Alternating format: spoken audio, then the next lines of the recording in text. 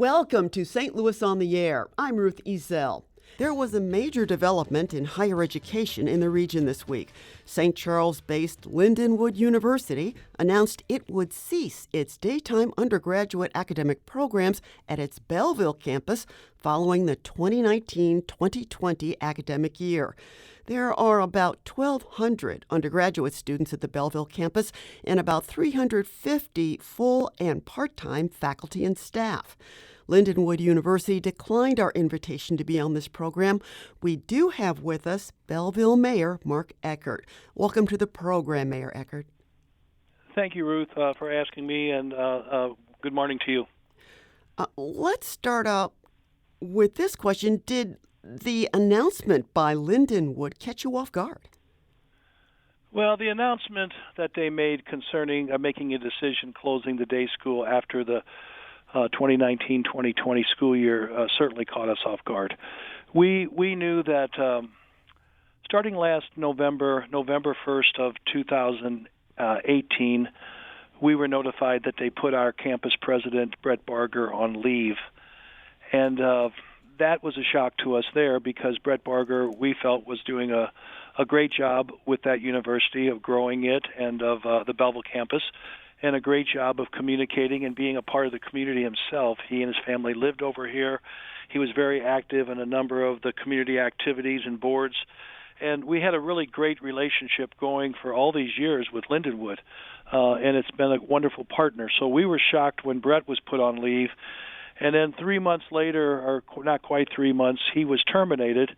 And then they almost immediately put the systems president, Dr. Shonrock, from the St. Charles campus on leave, and 3 days later he was terminated. So we've seen since the first week of February an enormous amount of unrest at Lindenwood, uncertainty. We have tried and we have had a number of meetings with the interim people. February 28th, the interim president, Art Johnson, came to Bellevill to meet with me. And I could tell pretty much right away there that while he didn't say anything about closing the day school, he was very much not really interested in. I had suggested that we try meeting with some of the board people and getting them over here to see the Bellevill campus and to meet with some of our city officials and business leaders to get a feel, because I know that the board has changed a lot over the years. Many years ago, when Dr. Spellman first reached out from Lindenwood and brought the school over the campus to the Bellevill to be developed, we had a great relationship. And, at that time, I even spent a few years on the board of directors with Lindenwood, but it was very difficult with my schedule and with being a full-time mayor to be over there as much as they would have liked me to be in meetings and committees and such. So in 2010, I stepped off the board and just told them I pledged to stay active with the Bellevill campus and do everything I could to help continue to grow that relationship. But I was shocked by the turn of events this week. I certainly was. And were you not given any insight into their thought process for stopping the program? The only thing this gentleman told us in the end of February, the last day of February when we met, was that he had two jobs while he was interim, and that was to hire a new systems president for St. Charles, and was to restructure or to get a strategic plan for the Bellevill campus. He never said that it was financially extremely burdensome. He was very vague when I asked certain questions, but he also didn't want, obviously, a lot of input from anybody, because I offered that we would get some community people to sit and to listen and to help problem solve or whatever it took to strengthen the statement I kept making to him was, Bellevill will do anything we can to strengthen this campus because it's very important not only to the students but to the community, and we felt like it was really having a major impact on everything over here. On we were getting good students coming into different businesses. We were getting good volunteering from the students from the campus in the community. They were doing a lot of mentoring in our schools, of some of the younger schools, and there was just some great relationships and things happening that just made this whole process very exciting. And so when they seemed to be very distant and didn't really want to to meet or take our address our concerns or questions. I knew that something was not good, but I was shocked when they came out so quickly, and because they kept basically saying, "Listen, as soon as graduation's over, first part of May, we'll a couple of the people told me that time we'll sit down more and we'll talk." So we tried to be patient, but when the news came Monday, I was shocked. Can you describe for our listeners the neighborhood in Belleville where Lindenwood is? Well, Lindenwood University in Belleville was Belleville West High School, where I graduated from in 1974. And that was Belleville Township High School, started in 1920 approximately. And it was the home of Belleville West for many years in Belleville Township.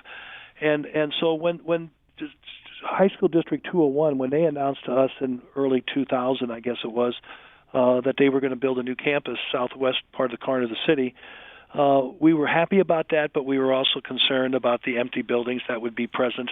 So when Dr. Spellman reached out to then Mayor Mark Eckert at that time, and they brought Lindenwood Board over here to look at the old high school campus and talk about the possibilities, we were excited. But the campus was pretty worn out at that time, and the neighborhood was pretty tired, and there was a lot of old structures, and a lot of them have been demoed since then, and a lot of rebirth. But the central corridor in that area of West Main Street where Lindenwood resides today, in 2000 to 2000, the early, first 5 years of 2000, that corridor was really struggling with housing concerns, older people who were passing away or going into nursing homes.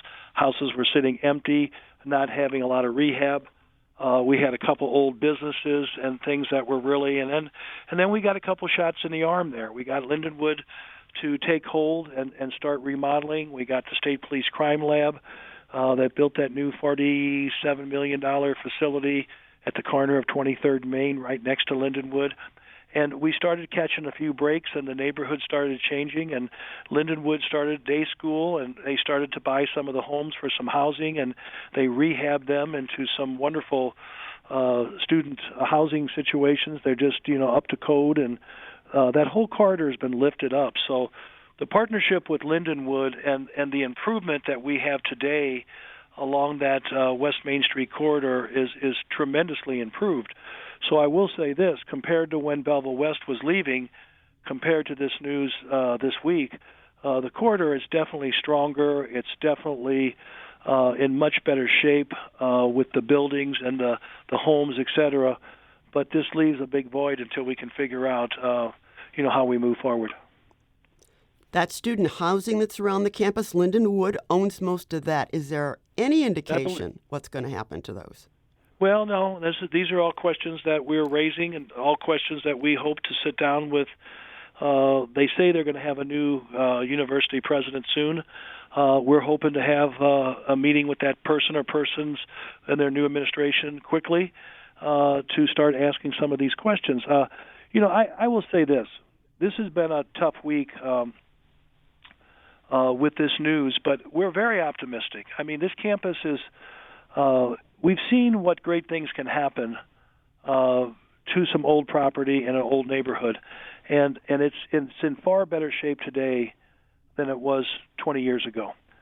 But we also have to certainly remain willing to, and we are willing to roll up our sleeves and to partner with the board over there and to make good decisions, hopefully, because even if they do pull away from Belleville, I'm very, very convinced that this campus can be repurposed, and we're one of the messages I hope that can reach out today from conversations with you and with others is that the city of Belleville stands ready and willing to listen and to partner with anyone who's willing to take a look at that campus and how we might repurpose it, because there really have been some remarkable things accomplished there.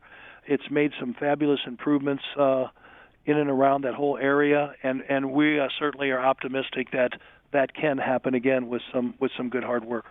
So the community reaction, what's that been like? Well, I think it's mixed. I think there's a lot of disappointment. I think people were so excited about what they saw happening in just a few years in the Lindenwood area that they were very grateful and very appreciative and excited about this new having a university in our city. I think there's a lot of people that are certainly sad and certainly, but I think overall, people, as I talk to them a few days later now, more and more people are coming up to me, and they remain very, I think, optimistic that we are a city that is resilient. We're 205 years old. We've had a history of, we have a history of bouncing back and not giving up. We have a volunteer spirit in Belleville. This weekend right now, we start today our 18th Art in a Square, which is an all-volunteer put-together art show, one of the finest in the nation. It was first in the nation, I think 7 out of 11 years in a row. And it's 600 people volunteer in that committee to make that event happen every year. And we'll get probably 75,000. If the weather's nice in 3 days, we'll get upwards of 100,000 people visit Belleville and come by this buy art and come visit our downtown. So we have a history of not giving up. We have a history of working together and being optimistic, and I'm no doubt in my mind that's going to continue as we take on the challenge of this repurposing this campus. Well, best of luck. We will, of course, be following what happens with that area. Well, I appreciate your interest, and we hope that people listening will put their thinking caps on and maybe give us a call or and talk about how we might sit down and talk about, how this beautiful campus can be repurposed once again. We're not giving up. Somebody said to me this morning, "You think if the new president comes to Lindenwood that they'll I said, well, we're not going to give up. We're going to keep telling our story, and we're going to keep continuing to present our message that we want to work with. We have a history of working with people, and while Bellevill, like I said, being a city of 200 plus years, we have our challenges. We're 10 miles long, and we're the county seat, and we have a lot of things that we're proud of over here. But certainly our art show, and certainly Lindenwood University, and many other things are amongst those types of things that we hold a lot of pride to. But we're gonna fight. We're gonna work together, and we're gonna be optimistic that we're gonna repurpose that campus with some good things for the future. Just best of luck to you. It's your optimism is contagious. So well, I guess that's why they've kept me this long, Ruth. I got to. One of the jobs of being mayor is to be the head cheerleader for the city, and I believe in this city. I've been here all my life, all 63 years I've lived in Belleville, and it's next to my family, it's my biggest love, and we just got to keep working together. Well, take care, Mayor. Thank you. That's Belleville Mayor Mark Eckert talking with us about Lindenwood University's decision to cease its daytime undergraduate operations after the next academic school year. We did reach out to Lindenwood. Officials declined to join the conversation. And as Mayor Eckert pointed out, Art on the Square starts tonight and continues through this weekend in downtown Belleville. It's one of the top fine art shows in the country. And St. Louis Public Radio will have a booth there, so stop by and say hi. This is St. Louis on the Air on St. Louis Public Radio, 90.7 KWMU.